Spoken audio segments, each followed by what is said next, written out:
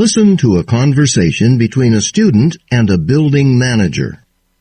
Okay, Mr. Fisher, I've notified my resident advisor, taken down my decorations that were in the hallway, and I had some fines this semester, but that's been squared away, so...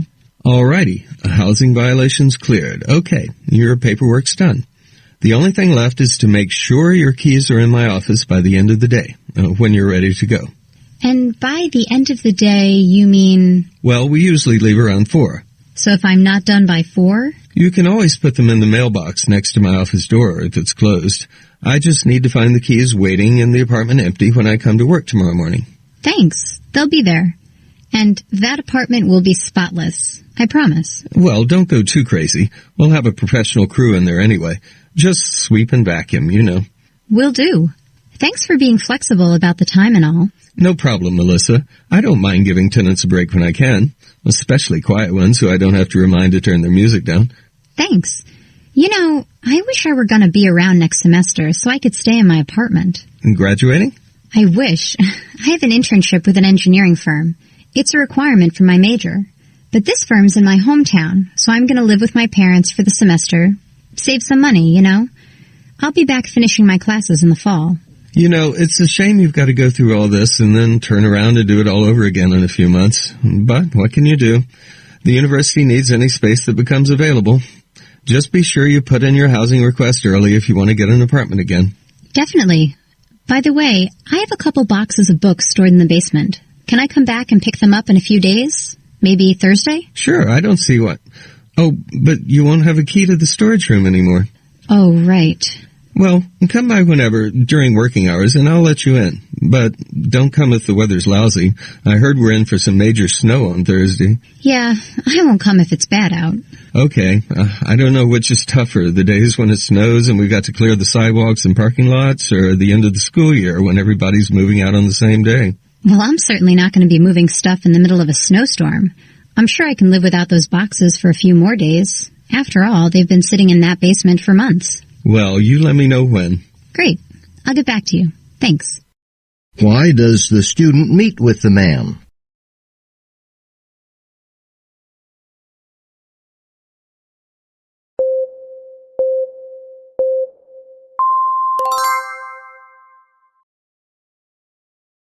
What does the man insist that the student must do?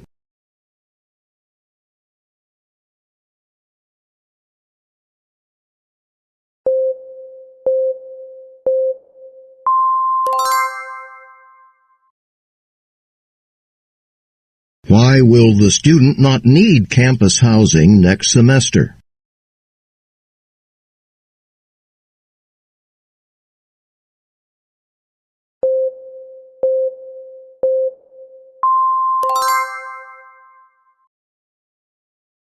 You know, it's a shame you've got to go through all this and then turn around and do it all over again in a few months. But what can you do?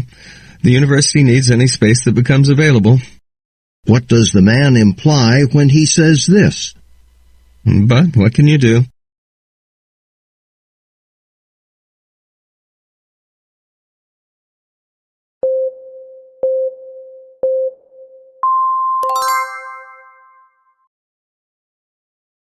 Listen to part of a lecture in a geology class. Okay, before we begin, I want to remind you that our field trip to Bryce Canyon National Park is this weekend. Remember, the bus leaves early, 5 a.m., so don't forget to set your alarm clocks. I think you're all going to enjoy getting out of the classroom and actually seeing some remarkable geologic phenomena. Now, while we're there, I want you to pay particular attention to two things. One, obviously, will be the sediment layers making up the rocks, since we've spent so much time on sedimentary rocks.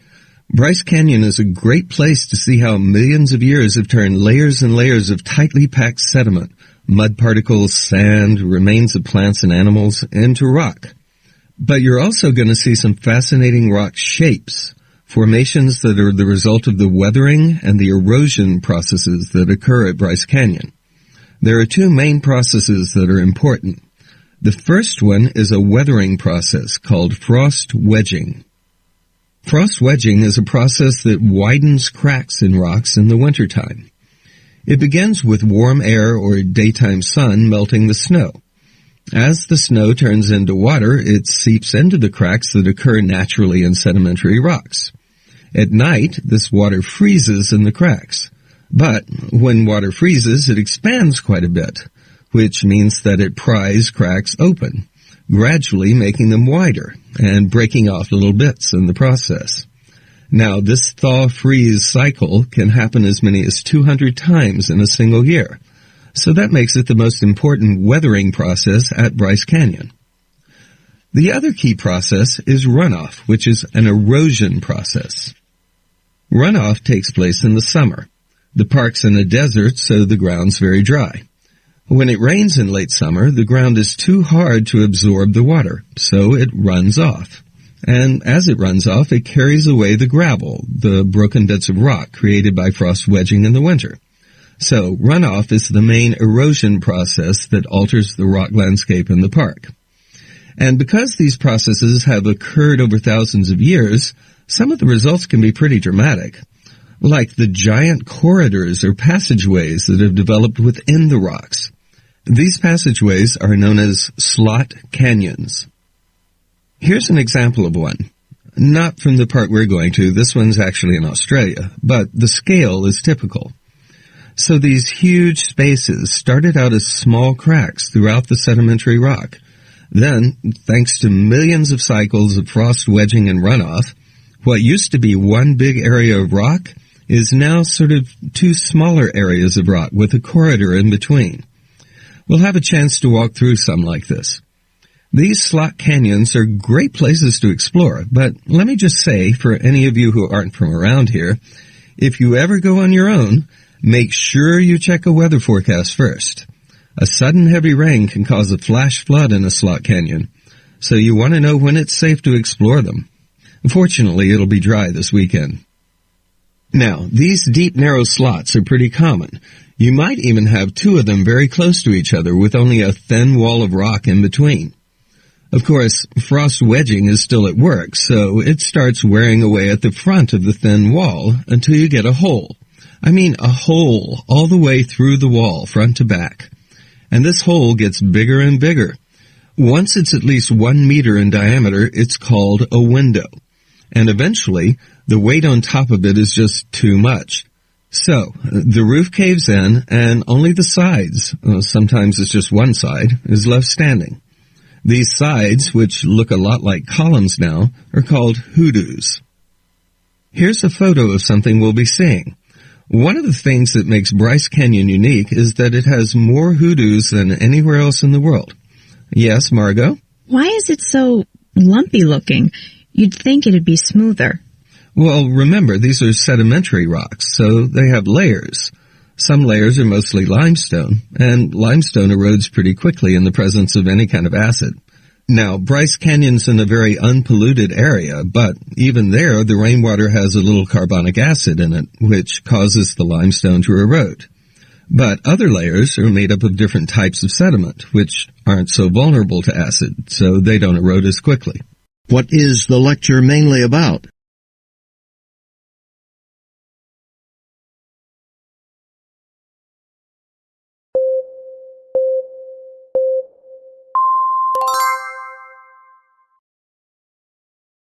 According to the professor, what is one characteristic that frost wedging and runoff share?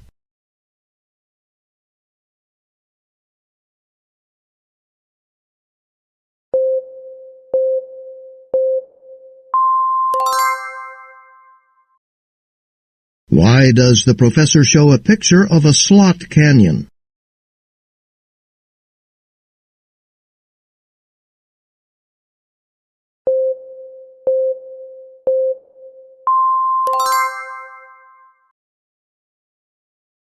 What is the professor's attitude toward students exploring Bryce Canyon on their own?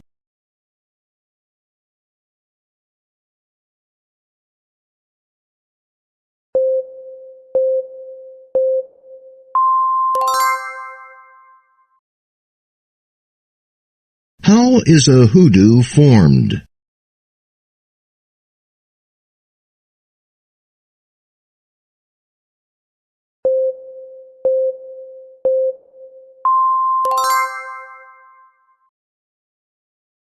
According to the professor, what two factors explain why a hoodoo does not have a smooth shape?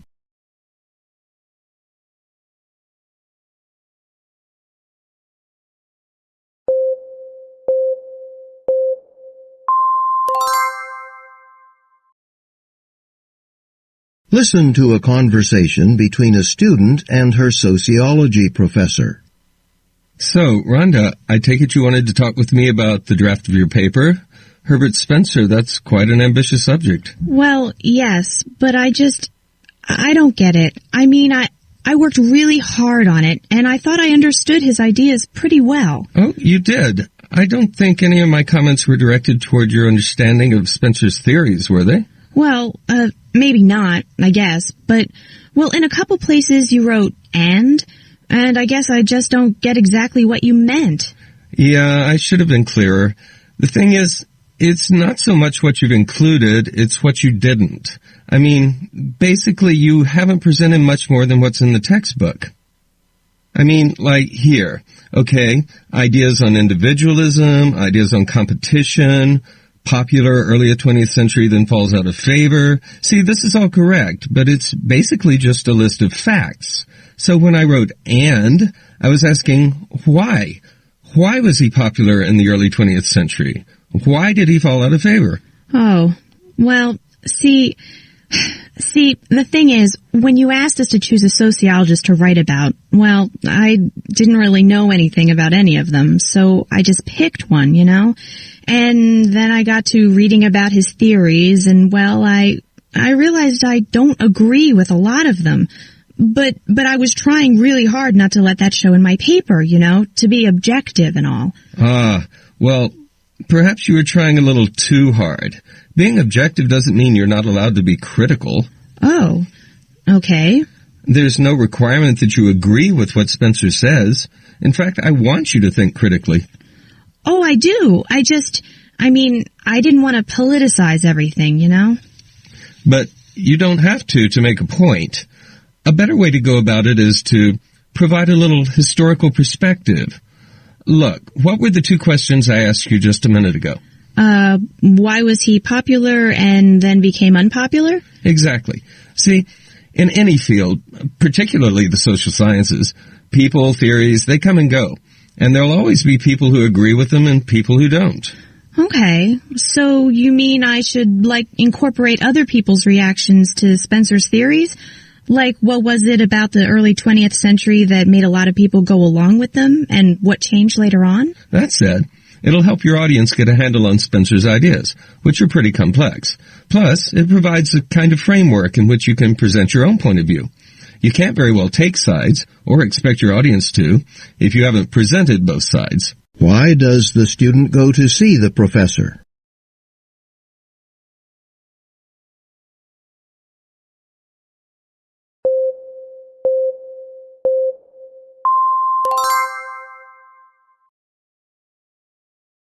Why did the student decide to write her paper on Herbert Spencer?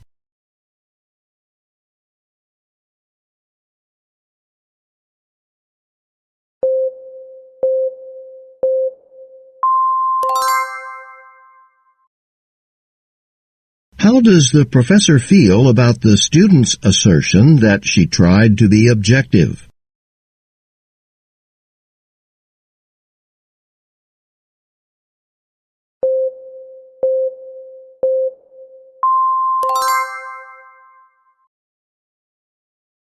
According to the professor, what are the advantages of adding historical perspective?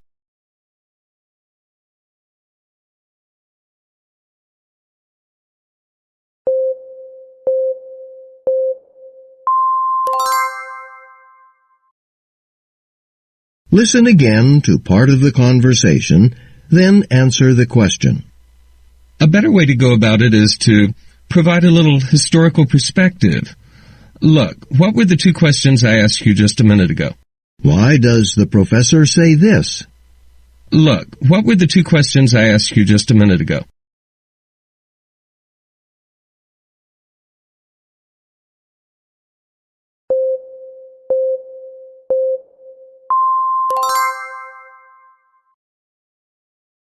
Listen to part of a lecture in an ancient history class. The professor has been discussing the Sumerians and the Akkadians, two ancient peoples from an area that is in modern-day Iraq. So far, we've been focusing on the written record of the Sumerians and the Akkadians, like the cuneiform inscriptions we saw in those slides last week, to see how historians work with archaeologists and linguists to put together the pieces of the puzzle. What do these ancient symbols mean? What do they tell us about ancient peoples? We've seen how these ancient texts shed light on social institutions, such as legal systems, like the Hammurabi Code, or practical aspects of everyday life, such as farming and irrigation methods, as well as religious and artistic texts. Now we'll be discussing ancient texts when we move to Egypt to see how the hieroglyphics, the Egyptians' first writing system, reveal to us the foundations of their civilization. But before we leave the Akkadians, I want to take a minute to let you hear what some of their texts sounded like in the original language, which obviously is no longer spoken, or at least what linguists think it sounded like. Now, this is based on somewhat speculative and fairly recent research, but it should give you some idea of what the ancient language sounded like. Okay, so I brought this really interesting tape. It's a recording of Akkadian texts, mostly fragments of myths and poetry, but also practical topics like, well, let's see. The first reading is, okay, this one's about agriculture. It's actually from a 4,000-year-old farmer's manual with advice on growing barley.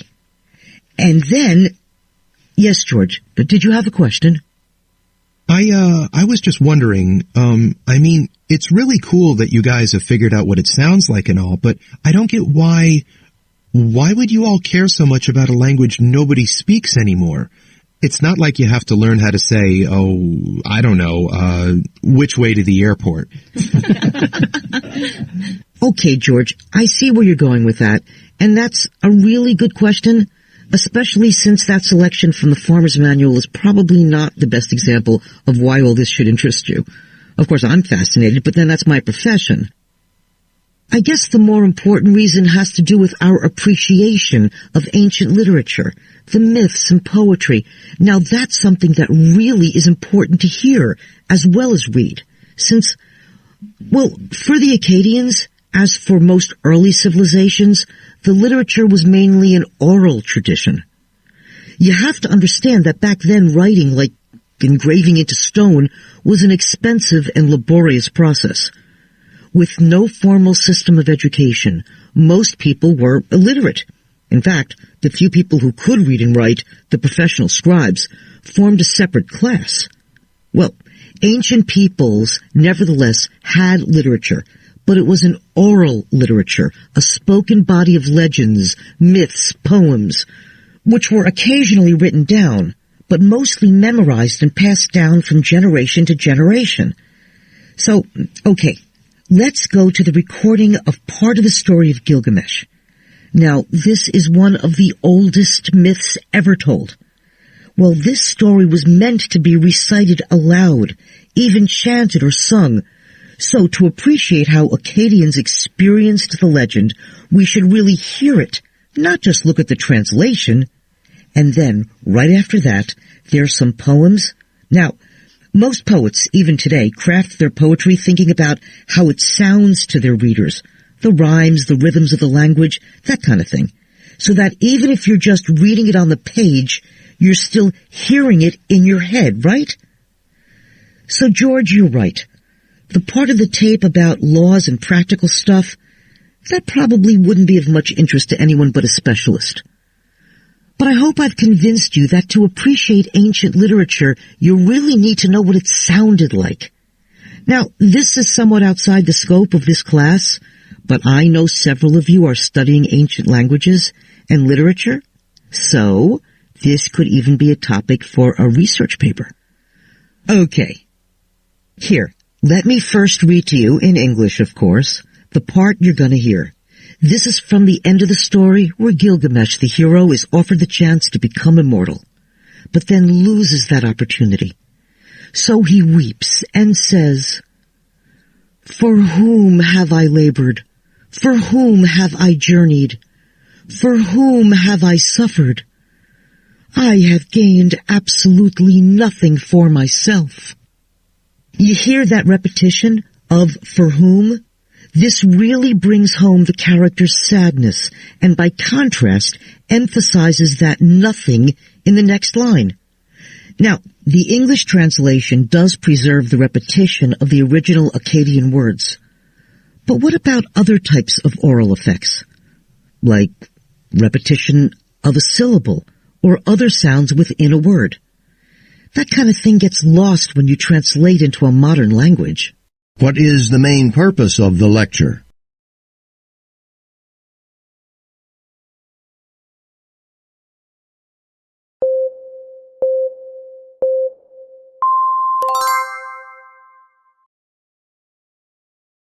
According to the professor, what have previous classes concentrated on?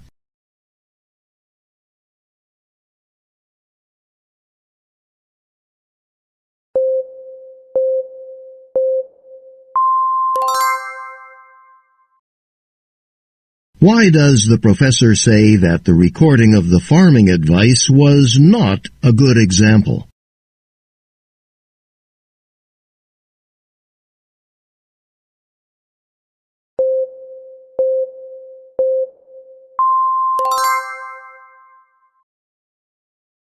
Why does the professor mention the fact that few Akkadians knew how to read or write?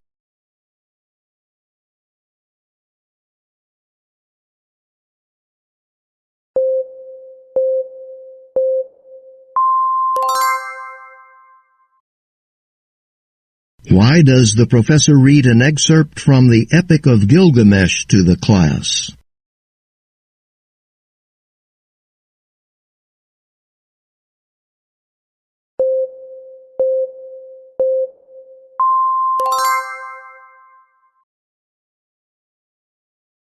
Listen again to part of the lecture, then answer the question.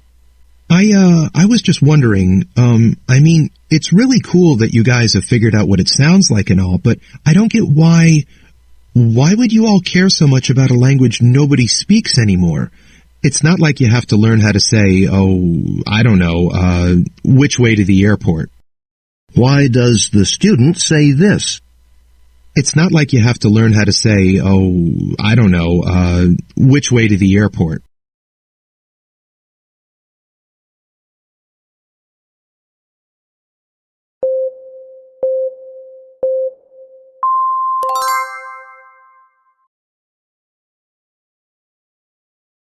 Listen to part of a lecture in a biology class.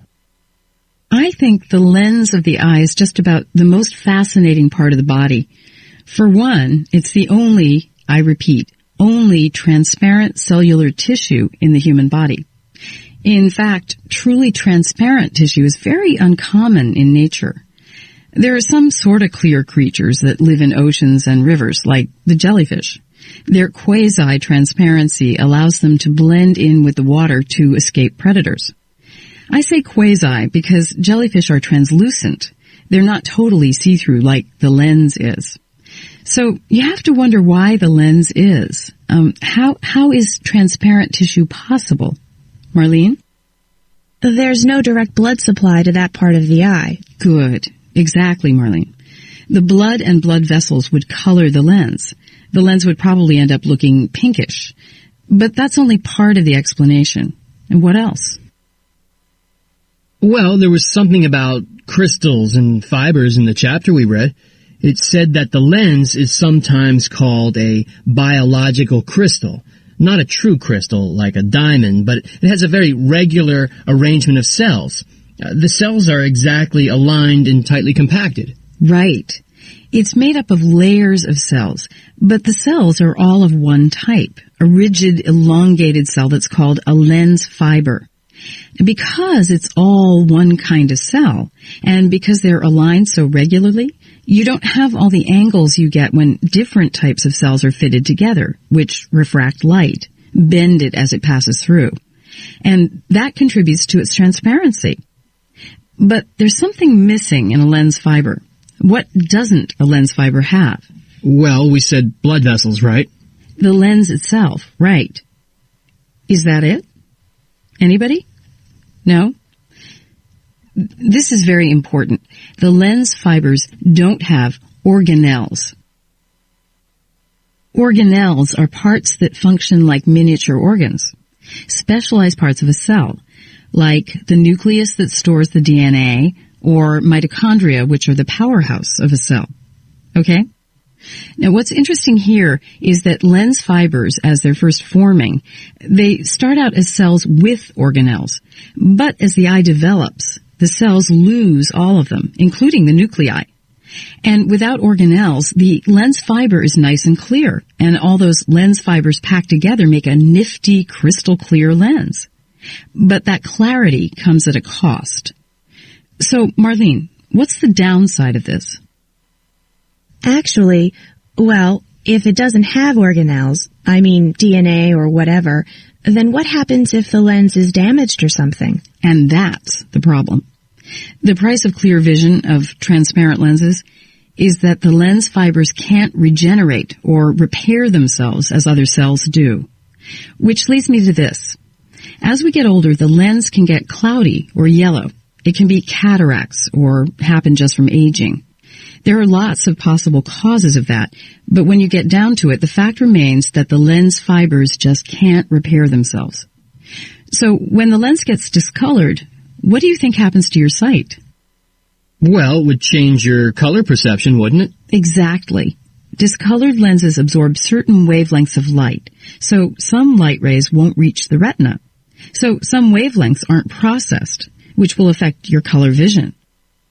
I just read an article about the French Impressionist painter, Claude Monet, and it was really interesting because it showed examples of his paintings, and you could see from his later paintings what he was seeing, how his eyesight had changed. As he got older, certain colors began to dominate his work, yellows and reds and browns. He was mostly seeing those colors because his lenses had yellowed and weren't transparent anymore. What is the lecture mainly about?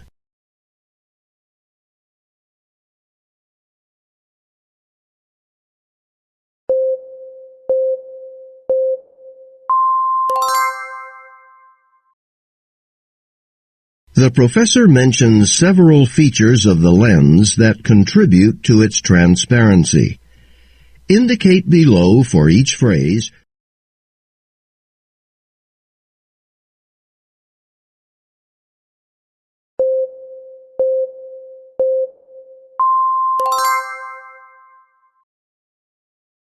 why does the professor compare the lens of the human eye to jellyfish?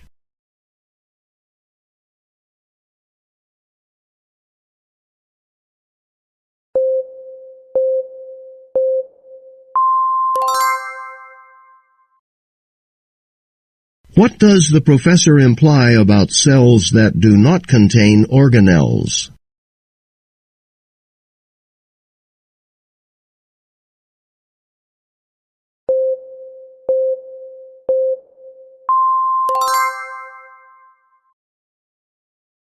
Why does the professor mention French painter Claude Monet?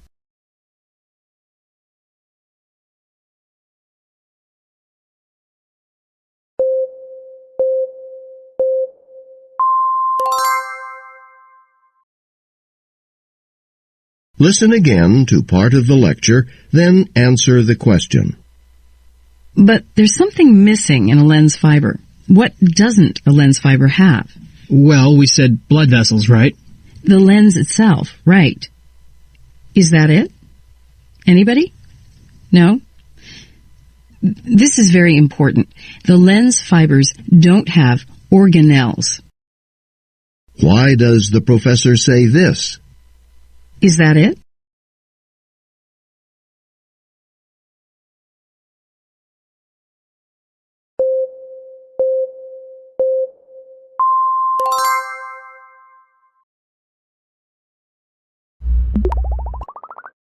Thanks for watching, and now let's check your score.